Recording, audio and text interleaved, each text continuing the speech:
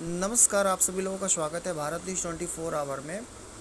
ये जो है प्रदेश के अशासकीय सहायता प्राप्त जूनियर हाई स्कूलों में प्रधानाध्यापक एवं सहायक अध्यापकों के रिक्त पदों पर चयन हेतु भर्ती की परीक्षा के आयोजन करने के संदर्भ में नया जियो जो जारी किया गया था 19 फरवरी 2021 को।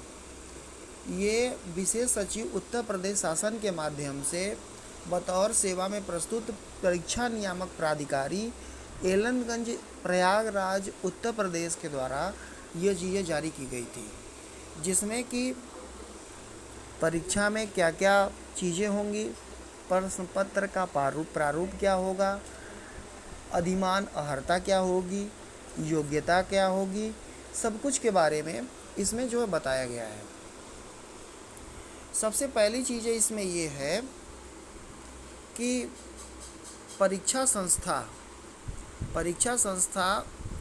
शासन संख्या 1986/68/3/2019 के परिप्रेक्ष्य में उत्तर प्रदेश मान्यता प्राप्त बेसिक स्कूलों में नियमावली 1978 में सरकार ने 7वां संशोधन कर दिया, जिसके परिप्रेक्ष्य में उसमें जो है सहायक अध्यापक एवं प्रधानाध्यापक की भर्तियों के लिए जो है द्वार खुल गया। पहले ये भर्तियां आप लोगों को ये पता होगा कि मैनेजमेंट के द्वारा कराई जाती थी, जिसमें कि सरकार को लगा कि बड़े पैमाने पे धांधली हो रही थी, जिसके परिप्रेक्ष्य में परीक्षा आयोजित करा करके योग्य अभ्यर्थियों को चयन कराना सरकार का मात्र एक उद्देश्य है। अब आगे चलते हैं और देखते हैं कि क्या स्थिति बनी हुई है। यहाँ पे चौथे क्रमांक में इसमें आएंगे तो आवेदन की अर्हता एवं आयु एवं निवास। तो इसमें उत्तर प्रदेश से मान्यता प्राप्त बेसिक स्कूलों में अध्यापकों की भर्ती एवं सेवा शर्तों की नियमावली 1978 में 7वां संशोधन करके नियमावली में 4/12/2019 में 4 के अनुसार होगी। 4 नियम यानी जो 4 दिसंबर 2019 को 1978 में संशोधन करके 7वां संशोधन करके सरकार ने एक जियो जारी किया था। उस जियो को भी मैं आपको दिखाऊंगा कि उसमें अधिमान अर्हता आपको क्या मांगी गई है। उसमें सबसे प्रथम चीज़ ये है कि आपका ग्रेजुएशन में 50% होना अनिवार्य है। दूसरी चीज़ ये है कि आपको जूनियर लेवल का अध्यापक पात्रता परीक्षा यानी कि यूपी टेट अथवा सी टेट दोनों में से या किसी एक का पास होना ज़रूरी है। उसके साथ साथ उसमें आपने किस विषय से पास किया है, ये मेन टॉपिक ये है। उसमें आप लोगों को ये देखना पड़ेगा कि अगर आप गणित विज्ञान विषय के साथ में ले करके जूनियर का सीटेट पास किए हैं तो आप गणित विज्ञान के लिए ही भर सकते हैं। दूसरी क्राइटेरिया ये है कि अगर आप भाषा यानी कि आर्ट के साथ भरे हैं तो उसमें आप अंग्रेजी, हिंदी, संस्कृत या सामाजिक अध्ययन के साथ भर सकते हैं, जिसमें कि आपका एक विषय होना ज़रूरी है। बाकी 50 क्वेश्चन 150 अंक के होंगे, 2.5 घंटे का पेपर होगा, जिसमें कि 50 नंबर के सामान्य ज्ञान पूछे जाएंगे तथा 100 नंबर के जो प्रश्न रहेंगे वो आपके विषय से रिलेटेड रहेंगे। आयु सीमा की बात की गई है। उत्तर प्रदेश मान्यता प्राप्त बेसिक स्कूल अध्यापक की भर्ती में सेवा शर्तों में 7वां संशोधन करके नियम 8 के अनुसार, नियम 8 में ये बात दी गई थी कि जो योग्यता आपकी आयु जो निश्चित की गई है वो 40 वर्ष तक की गई है तथा विभिन्न आरक्षण के प्रावधान के तहत निम्न विशेष वर्ग को आयु में 5 वर्ष की छूट जो है प्रदान किया गया है।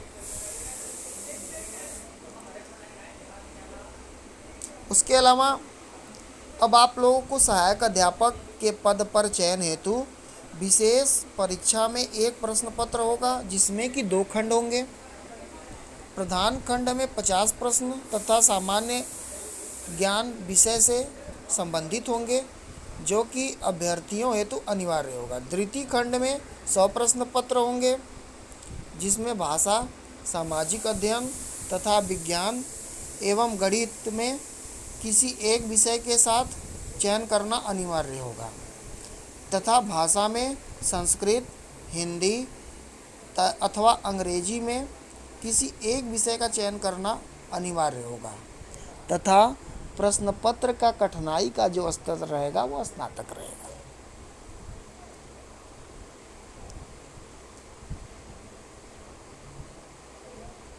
प्रश्न पत्र हिंदी और अंग्रेजी दोनों में होगा।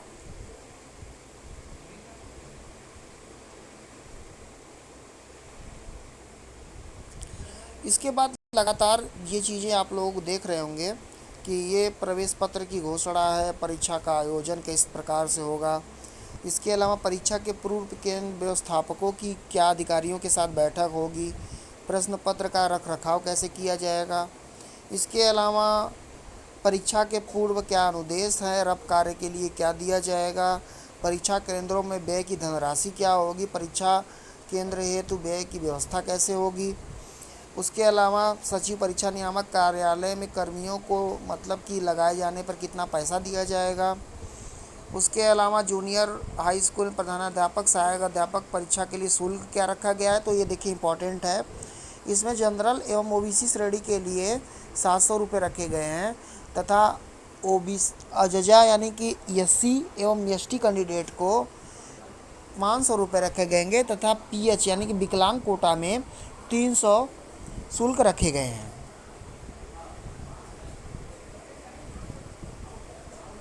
अन्य बिंदु दिए गए हैं। छटाई के नियम दिए, परीक्षाफल का प्रकाशन दिया गया। अब ये देखिए मेन चीज़ देखने की बात है। सबसे बड़ी चीज़ ये है कि विज्ञापन का प्रकाशन 25/2/2021 को होगा। ऑनलाइन आवेदन के लिए रजिस्ट्रेशन प्रारंभ होने की तिथि 3/3/2021 होगा। रजिस्ट्रेशन की अंतिम तिथि 17/3/2021 होगा। ऑनलाइन शुल्क जमा करने की तिथि जो 18/3/2021 होगा। आवेदन पूर्ण करने एवं पूर्ण प्रविष्ट प्रिंट लेने की तिथि 9/3/2021 होगा। जनपद स्तर पर जनपदीय समिति द्वारा परीक्षा केंद्र का निर्धारण करने की तिथि 25/3/2021 होगा। जनपदीय समिति द्वारा परीक्षा केंद्र निर्धारण करने के लिए आवंटन सहित सचिव परीक्षा नियामक प्राधिकारी उत्तर प्रदेश प्रयाग उपलब्ध कराने के लिए 27/3/2021 होगा। एनआईसी लखनऊ द्वारा उपस्थित पत्रक प्राप्त करने की तिथि 8/4/2021 होगा। अब आते हैं नीचे, परीक्षा की तिथि 18/4/2021 होगा एवं उत्तरमाला आपका 23 तारीख को जारी होगा। 23/4/2021 को उत्तरमाला जारी होगा और उत्तरमाला पर आपत्ति 27/4/2021 पे तक जो है प्राप्त किया जा सकता है। उसके अलावा जो है विशेष रिपोर्ट को सम्मिलित करते हुए संशोधन उत्तरमाला पुनर्मूल्यांकन परीक्षा फल 18/5/2021 तक घोषित कर दिया जाएगा।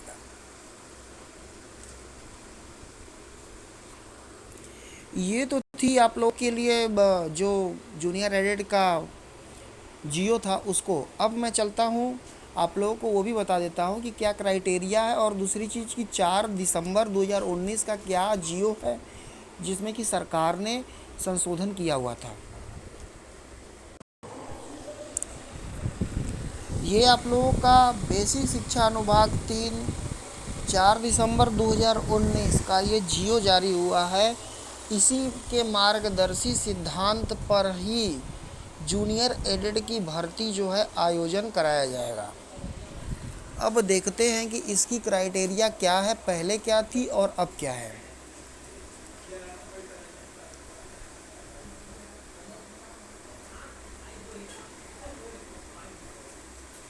इसमें 2 स्तंभ दिया गया है। पहले स्तंभ में जो पहले की प्रक्रिया थी उसको दिया गया है तथा स्तंभ 2 में ये नियमावली दिया गया है।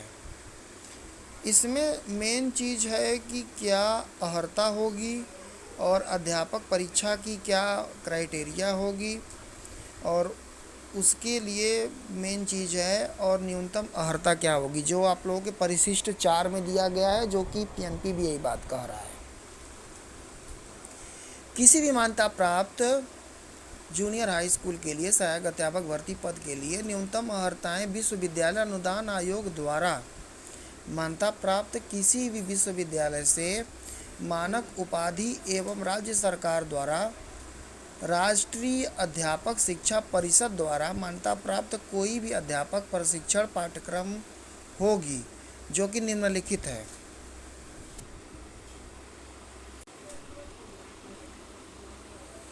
इसमें आपको किसी भी विश्वविद्यालय या राज्य स्तरीय विश्वविद्यालय या मान्यता प्राप्त स्कूल से पहले चीज की ग्रेजुएशन की उपाधि आपको हासिल करना पड़ेगा। ग्रेजुएशन में 50% आपके अनिवार्य रहने चाहिए। दूसरी चीज़ है कि आपके पास बीएड, बीटीसी या डीएलएड या बीएलएड या डीएड या बीएलएड 4 वर्षीय आपके पास डिग्री होनी चाहिए। उसके अलावा आपके पास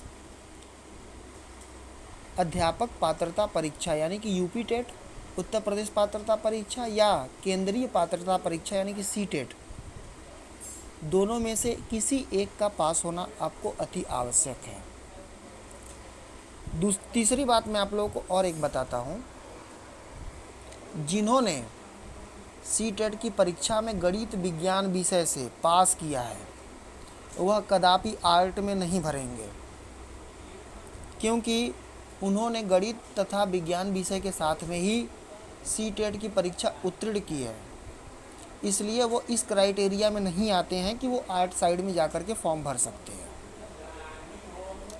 दूसरी चीज़ आप लोगों के सामने ये बात है कि जो आर्ट सेक्शन के कैंडिडेट हैं, जैसे हिंदी से हो गए बीए, अंग्रेजी से बीए हो गए, संस्कृत से बीए हो गए, वो लोग अपने कैटेगरी में फॉर्म भरेंगे।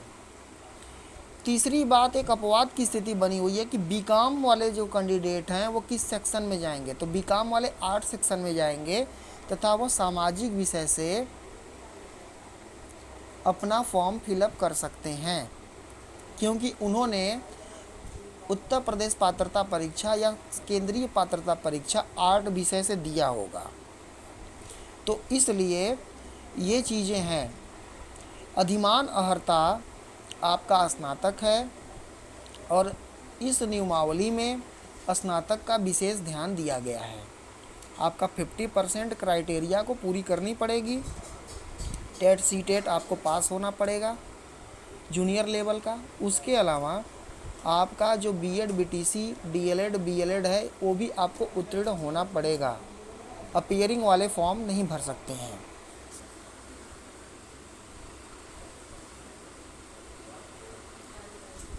ये प्रधानाध्यापक के लिए दिया गया है।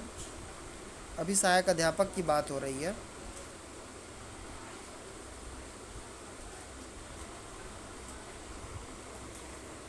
आयु सीमा देख लीजिए। आयु सीमा के लिए सहायक अध्यापक की भर्ती के लिए यह आवश्यक है कि अभ्यर्थी ने विज्ञापन दिनांक को 21 वर्ष की आयु प्राप्त कर ली हो और 40 वर्ष से अधिक न हो, परंतु अनुसूचित जाति, अनुसूचित जनजाति तथा अन्य पिछड़े वर्ग के लिए ऊपरी आयु सीमा में 5 वर्ष की छूट प्रदान की जाएगी।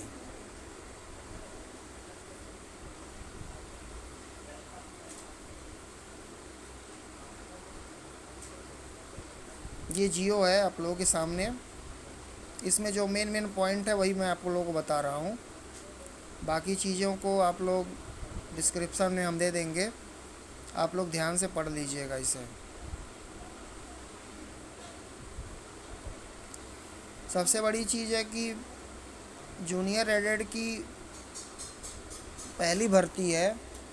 इसके पहले ये भर्तियां मैनेजमेंट के द्वारा कराई जाती थी। अब ये देखिए, अभ्यर्थियों के लिए चयन के लिए गुणवत्ता, जिसमें कि आप लोगों को ये पता ही होगा कि अभी 2 भर्तियां प्राइमरी की गुजरी हैं, उसी के पैमाने पे जूनियर एडेड की भर्तियां कराई जाएंगी, जिसमें कि हाई स्कूल का 10%, इंटर का 10%, ग्रेजुएशन का 10% या बीएड या बीटीसी, बीएलएड, डीएड का 10%, 40% मार्क वही होगा। उसके अलावा 60% का मार्क में आपका पेपर होगा, जो 150 नंबर का आपका पेपर होगा, उसका 60%। इन दोनों चीज़ों को मिला करके मेरिट लिस्ट बनेगी, अंतिम चयन सूची, उसी के आधार पर आप लोगों का चयन होगा। वही चीज़ें अंग्रेजी में दी गई हैं। तो ये जो परिशिष्ट दिया गया है, जो मार्गदर्शी सिद्धांत दिया गया है, इसमें आप लोगों को, जो लोग ग्रेजुएट हैं, 50% का रेशियो पूरा करते हैं, टेट सीटेट पास है, वो एलिजिबल हैं। दूसरी चीज़ कि जो लोग ये कह रहे हैं कि कोई भी फॉर्म कोई भी बंदा डाल सकता है, तो आप लोग सोच विचार के फॉर्म डालिएगा, क्योंकि आप अगर ग्रेजुएशन में या टेट सीटेट में गणित विज्ञान विषय के साथ टेट सीटेट दिए हैं, तो आप आर्ट में कैसे भर सकते हैं? आप जेन्युइन बात समझिएगा मेरी। उसके अलावा जो कैंडिडेट आर्ट साइड का है और सोच रहा है साइंस से भर देंगे, तो जब जूनियर आर्ट साइड से दिया हुआ है पेपर सीटेट या टेट का, तो कैसे जो है साइंस साइड में जाकर के फॉर्म भर सकता है? इसलिए उसी क्राइटेरिया का आप पालन करेंगे जिसमें कि सीटेट टेट आप लोगों ने पास किया है। विषय का कोई उपबंध नहीं है, कोई ज़रूरी नहीं है कि विषय वही रहेगा, लेकिन क्राइटेरिया आपका टेट सीटेट बांट दिया गया कि सीटेट आपने किस क्राइटेरिया से पूरा किया। गणित विज्ञान के साथ आपने पास किया है, तो उसमें तो साफ साफ नज़र आ जाएगा गणित विज्ञान के साथ आपने पास किया है, तो आप तो बाद में खुद छट जाएंगे ऐसे करेंगे तो। इसलिए बहुत सोच समझ के फॉर्म फिलअप करिएगा। आगे जो अपडेट आएंगी हमारे चैनल के माध्यम से दी जाएगी। इसी प्रकार के वीडियोस हमारे चैनल पे दिए जाते हैं जो ज्ञानवर्धक होते हैं तथा जो ज़रूरी इम्पॉर्टेंट होते हैं। इसी तरीके से चैनल को सब्सक्राइब करें और हम लोगों को प्यार देते रहें, जिससे कि हम लोगों के मनोबल को अधिक से अधिक बढ़ावा मिल सके। जय हिंद, जय भारत, आपका भविष्य उज्जवल हो। धन्यवाद।